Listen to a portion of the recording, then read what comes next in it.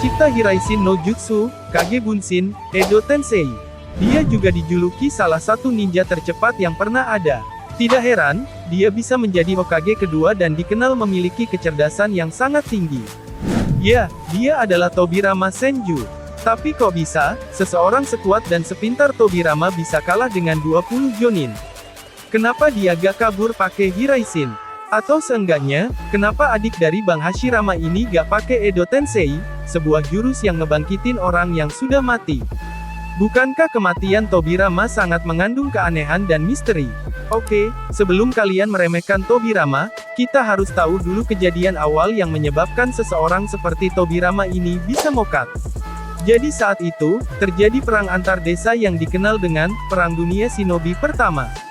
Ingat ya, ini tuh Perang Dunia Shinobi Pertama, bukan kedua. Soalnya gue kesel banget sama orang yang ngotot bilang itu Perang Dunia Shinobi Kedua. Masa kata dia Perang Dunia Shinobi Pertama pas Uchiha lawan Senju? Kocak banget emang. Padahal Uchiha lawan Senju itu tuh cuman perang antar klan. Ya udahlah, lanjut ke Tobirama. Jadi di tengah perang itu, Tobirama sedang menjalankan misi bersama timnya, yang sebenarnya terdiri dari 6 shinobi yang cukup kuat. Ada Hiruzen Sarutobi, Danzo Shimura, Akimichi Torifu, Homura Mitokado, Koharu Utatane, dan Uchiha Kagami. Ya, Tobirama punya pengawal dari klan Uchiha. Di tengah situasi yang tegang, Tobirama dengan kekuatan sensornya meletakkan jari ke tanah dan menyadari bahwa ada musuh yang mengepung mereka. Musuh itu adalah pasukan dari dua saudara yang sangat ditakuti saat itu, Kinkaku dan Ginkaku. Tobirama juga mengatakan kepada timnya, pasukan yang mengepung mereka itu adalah shinobi dengan kemampuan yang sangat tinggi. Kalian bisa bayangin Jounin level S seperti Kakashi atau Might Guy. Jadi bayangin Tobirama harus melawan 20 Kakashi atau 20 Guy, atau 10 Kakashi ditambah 10 Guy. Ditambah dua monster keturunan Rikudo Senin yang memiliki senjata Rikudo Senin dan sebagian cakra ekor 9. Atau bahkan kemungkinan buruknya, 20 shinobi yang dilawan Tobirama itu hampir setara dengan anggota Akatsuki. Tapi menurut gua sih, beberapa anggota Akatsuki itu levelnya udah setara Kage, atau bisa dibilang levelnya udah S+. Nah, jadi yang ngepung mereka sangat tidak bisa diremehkan. Setelah Tobirama mengatakan hal itu kepada timnya, mereka jadi berdebat bagaimana cara menghadapi pasukan itu. Uchiha Kagami pun berpendapat, harus ada yang jadi umpan, lalu Torifu Akimichi bertanya, siapa yang mau jadi umpan? Danzo yang kelamaan mikir pun akhirnya kaget saat Hiruzen Sarutobi dengan cepatnya bilang kalau dialah yang akan jadi umpan. Terus Danzo dengan paniknya malah marah-marah dan bilang kalau dia aja yang jadi umpan. Tobirama dengan sikap yang tenang sebenarnya diam dan memuji mereka karena Tobirama akhirnya bilang ke mereka kalau Tobirama lah yang akan jadi umpan. Yah, padahal harusnya si kampret Danzo aja ya yang jadi umpan.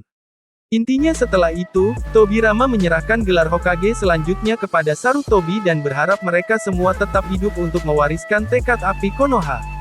Dari sini harusnya bisa dibilang, Tobirama udah tahu kalau Tobirama mengajak timnya menghadapi pasukan Kinkaku, beberapa dari timnya atau bahkan semua timnya bisa mokat. Karena kalau kalian lihat, mereka seperti sudah kelelahan setelah menjalankan misi dan tidak dalam kekuatan yang 100%. Tapi kalau kalian pikir juga, kenapa Tobirama langsung begitu aja nyerahin gelar Hokage ke Sarutobi? Karena Tobirama tahu kalau Tobirama bisa ngalahin 20 shinobi itu dengan gampang dan pengen pensiun jadi Hokage supaya bisa nyantai di pantai. Enggak lah. Tobirama nyerahin gelar Hokage ke Sarutobi dan bersiap menjadi umpan karena Tobirama tahu itu masa terakhirnya menjadi Hokage atau dengan kata lain hari itu adalah hari di mana ia harus mengakhiri hidupnya. Itu berarti ada dua kemungkinan, Tobirama sedang tidak dalam kondisi yang baik-baik saja atau pasukan yang dihadapinya sangatlah kuat. Tapi kenapa Tobirama gak pakai Hiraishin untuk kabur setelah melawan pasukan Kinkaku? Padahal Hiraishin bisa jadi jurus yang sangat berguna dalam situasi seperti itu, bahkan jurus tersebut digunakan lagi di generasi selanjutnya oleh Minato dan bahkan Boruto. Tapi apakah kalian beneran ngerti cara kerja Hiraishin? Sebelum pengguna Hiraishin melakukan Hiraishin, ia harus menandai target, bisa orang, alat, ataupun lokasi. Target tersebut ditandai dengan suatu formula yang unik. Formula tersebut tidak akan hilang bahkan setelah penggunanya mati. Dengan formula yang telah ditandai itu, pengguna jutsu ini bisa berpindah-pindah tempat dengan cepat ke target yang sudah ditandai. Formula yang ditandai ini terhubung dengan cakra pengguna jutsu Hiraishin. Jadi semakin jauh lokasi target dari pengguna, semakin besar cakra yang dibutuhkan. Jika kalian membandingkan Hiraishin yang digunakan oleh Minato, itu sudah jauh berbeda. Minato sudah menyempurnakan Hiraishin yang diciptakan Tobirama, sehingga Hiraishin milik Minato seharusnya lebih efisien untuk digunakan atau dengan kata lain, Hiraishin milik Tobirama akan memakan cakra yang cukup besar jika digunakan dibandingkan dengan milik Minato. Dari sini kita tahu bahwa jika Tobirama menggunakan Hiraishin, ia harus kabur sejauh mungkin untuk sepenuhnya kabur dari pasukan Kinkaku, dan pastinya itu membutuhkan cakra yang tidak sedikit.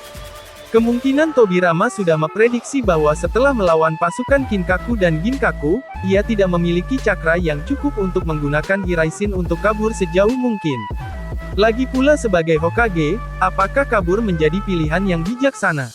Tobirama memilih keputusan yang tepat untuk menghabisi semua pasukan Kinkaku walau harus mengorbankan nyawanya, agar tim Tobirama bisa selamat semua, bukan cuma satu atau dua orang yang selamat, Tobirama ingin semuanya selamat supaya mereka bisa mewariskan tekad api Konoha.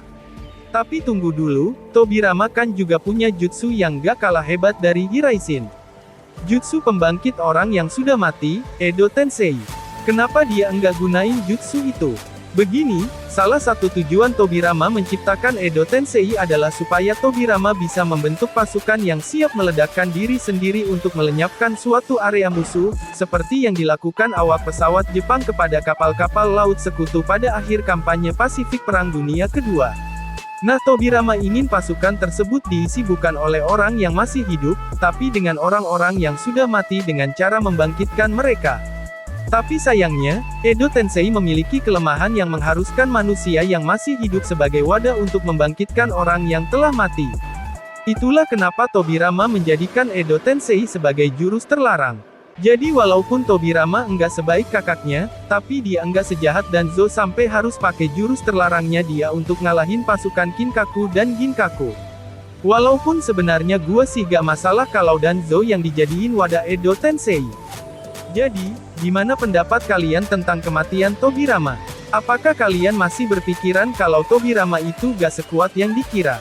Atau menurut kalian jika Minato di posisi itu, Minato bisa menang lawan pasukan Kinkaku?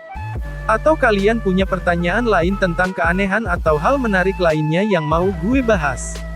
Coba komentar di bawah ya.